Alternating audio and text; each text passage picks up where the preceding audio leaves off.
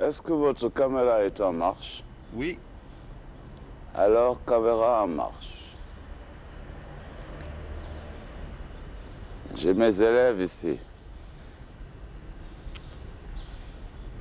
Alors, vous me posez la question de savoir comment on fait du cinéma. C'est ça? Alors, pour faire du cinéma, c'est simple. Il faut fermer les yeux. Est-ce que vous avez fermé les yeux? Alors vous fermez les yeux.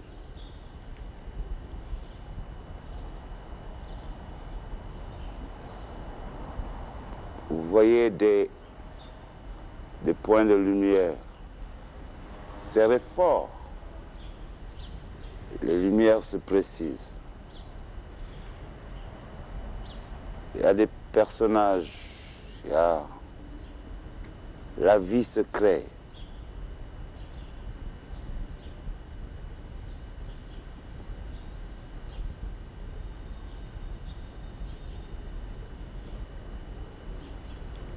La tête fonctionne, mais pas plus que le cœur.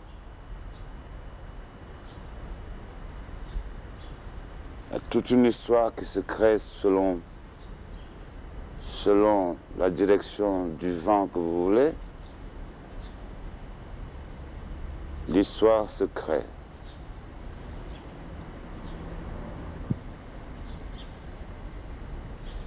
Et puis, on ouvre les yeux. On a une histoire. Faites la même chose. C'est très simple. À chaque fois que vous voulez voir la lumière, il faut fermer les yeux.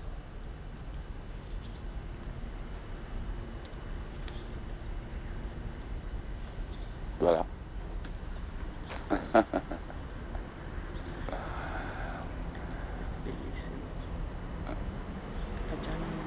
E poi facevi i controcampi. Poi facciamo i controcampi.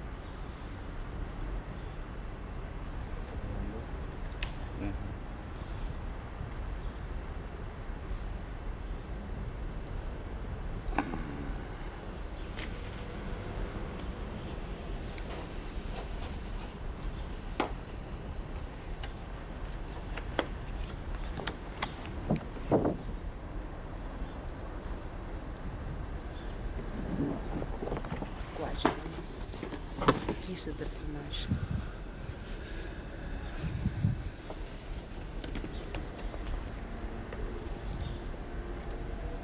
Celui-là, c'est Yadikon. C'est notre Robin des Bois à nous. Il est écrit en bas, il a rêvé d'une Afrique libre et grande, où celui qui a faim ne sera pas piétiné.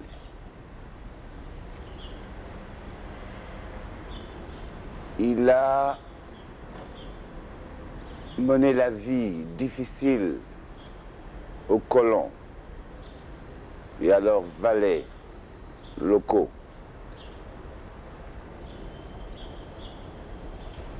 Par son charisme, il venait, quand nous étions hauts comme ça, devant les salles de cinéma où nous n'entendions que des rumeurs, il faisait ouvrir les portes et nous entrions au cinéma. Je lui dois ma présence ici. Donc, je vous le représente. Voici Yadikon.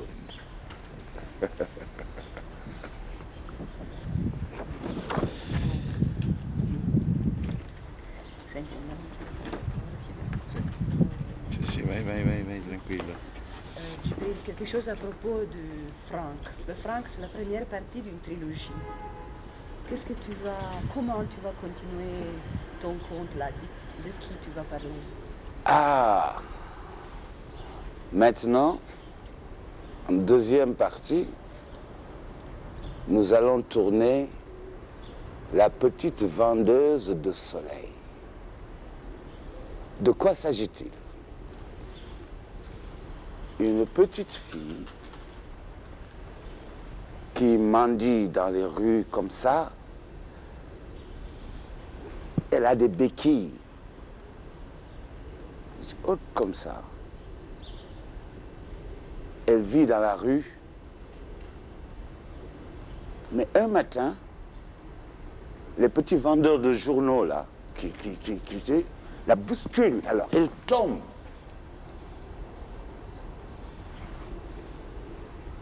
Même dans la rue, même son sexe ouvert. Alors elle se dit, elle ramasse ses béquilles, elle ramasse ses béquilles, et puis se met debout.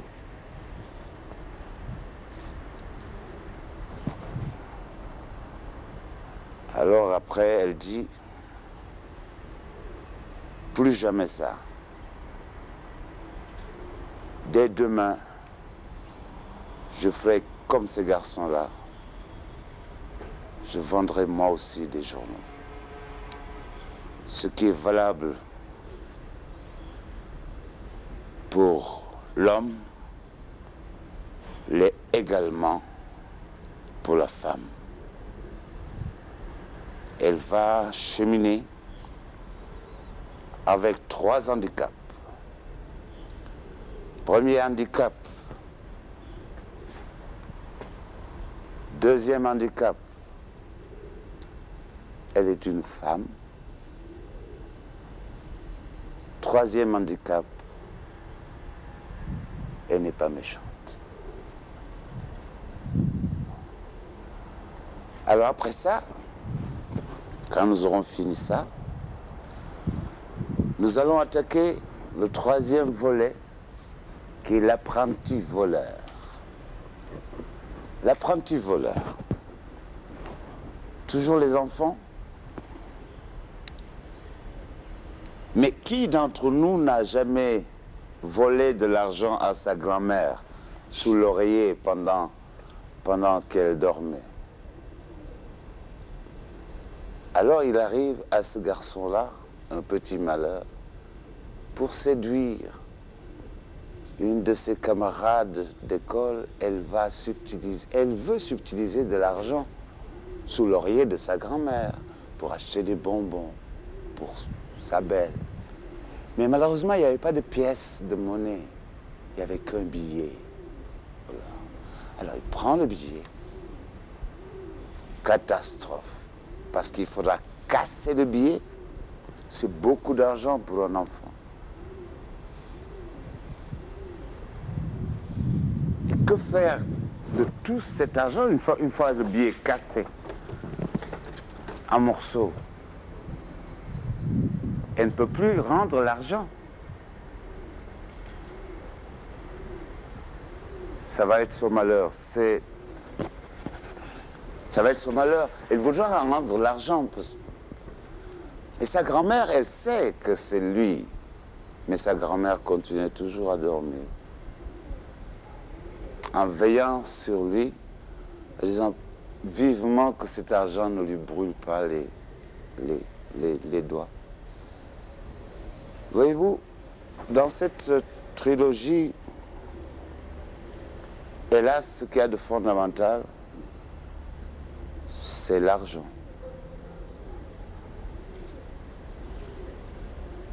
Il était un temps, il fut un temps certainement, où le terme de l'échange entre les hommes était autre chose que cela. Certainement, ça existait. Mais il a fallu que certains veuillent être plus riches que d'autres. Ça, c'est à l'origine même de l'humanité, où le terme même du partage s'est cassé, si bien qu'on a créé des pauvres, là où on a créé des riches. Eh bien, c'est ça la croix de l'homme. Voyez-vous, les oiseaux n'ont pas besoin d'argent.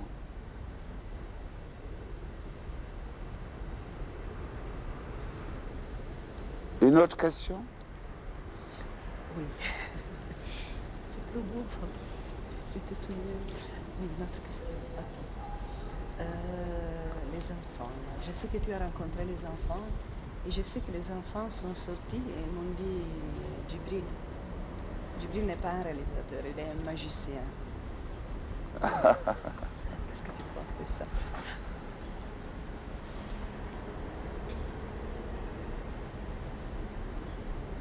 C'est vrai? Est-ce qu'ils ont raison?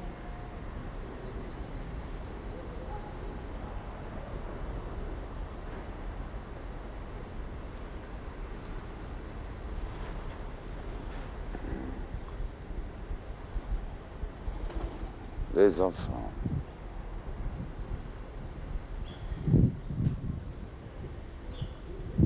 Quand je les vois, j'ai envie de leur donner des ailes. J'ai envie qu'ils nous quittent, Le ciel est bleu là. J'ai envie qu'ils s'en aillent loin de nos calculs, loin de nos pesanteurs. J'ai envie.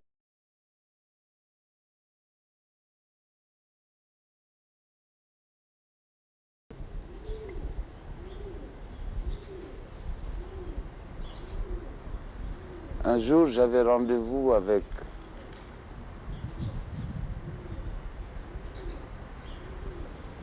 j'ai envie de leur raconter une histoire à propos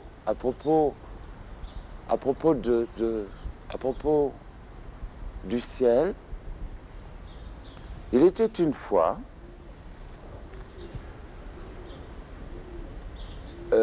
les dieux avaient invité tous les oiseaux de la création, tous les oiseaux, tous, à venir déjeuner au ciel sur un nuage. Tous les oiseaux de la création, tous les oiseaux.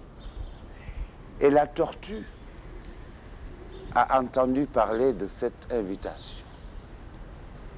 Et la tortue a dit, moi aussi je veux y aller.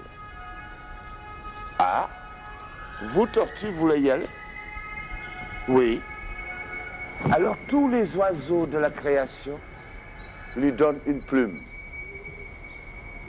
Une plume, une plume.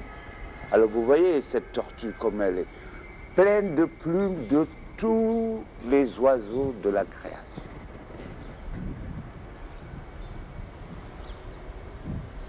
Vient le moment du décollage. Sur une grande plaine, tous les oiseaux de la création réunis, et la tortue avec tous les plumes des oiseaux de la création. Alors, décollage imminent. Hop, tout le monde s'en va, la tortue avec. Mais avant de partir, la tortue leur a dit, attention, quand nous nous présentons devant les dieux, chacun doit quand même changer de nom. Ah oui, tiens, ah oui, ça fait du bien de changer de nom de temps en temps, hein? Alors, tel oiseau dit, bon, dans ce cas, moi je m'appelle Chardonneret volant, rossignol chantant. Et la tortue dit, moi je m'appelle vous tous. Vous tous. C'est peut-être un guise de remerciement à tous les oiseaux. Alors, vous tous et les oiseaux s'envolent vers le ciel. Un beau nuage. Atterrissage. Alors, le représentant des dieux, qui s'appelait Djibril, vous savez, Djibril, c'est Gabriel, donc c'est leur messager, leur dit, voyez-vous toute cette musique sur ce nuage, tous ces fruits, toutes ces belles choses, c'est pour vous tous. Vous tous. Et qui s'appelait vous tous? Parmi les oiseaux, n'était-ce pas la tortue? Et alors, les oiseaux commencent à être fâchés. Comment? Tout ce que nous avons fait là, et c'est pour vous tous là.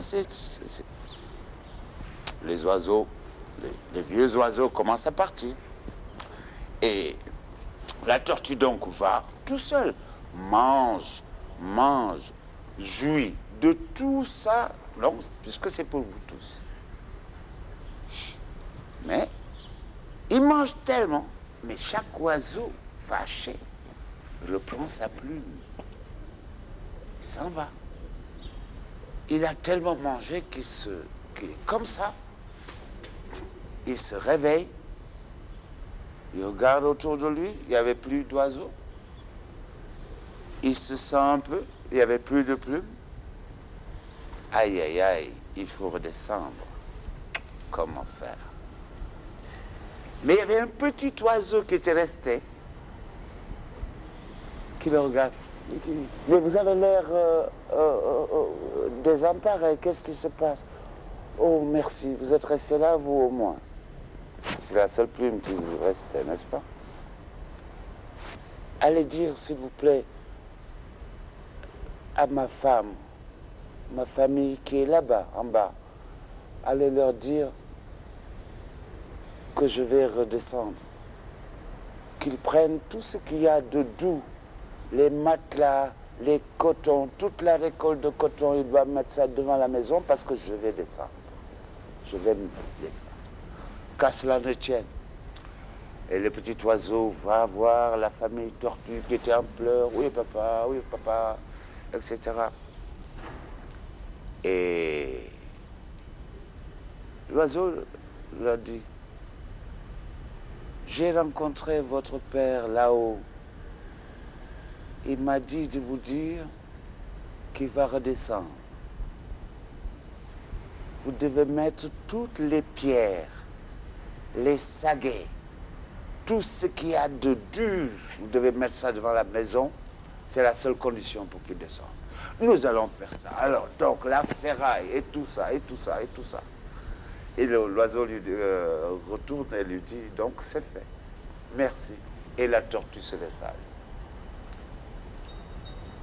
Du nuage très haut jusqu'en bas. Et on a entendu un grand bruit.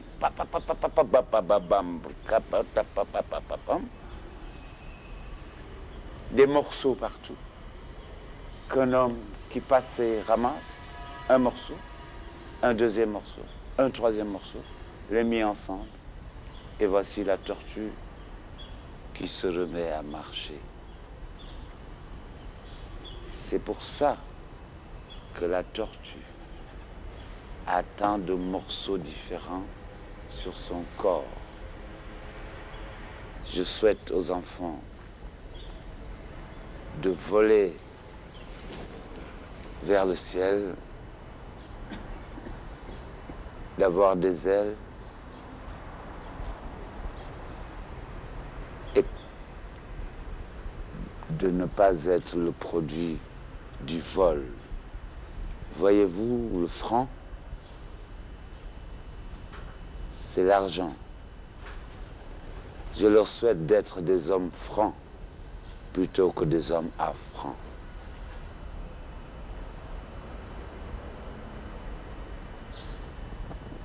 Compris? Fermons les yeux. Fermez les yeux. Fermons les yeux. Serrez très fort. Très fort. On voit des lumières. On se raconte son histoire dans l'obscurité où pointe beaucoup de lumière. On se raconte son histoire avec des lumières. Et on ouvre les yeux. L'histoire est là. Alors, si vous voulez voir la lumière, il faut fermer les yeux. Toujours fermer les yeux. Dieu a créé l'univers, les yeux fermés. Ouvrez les yeux.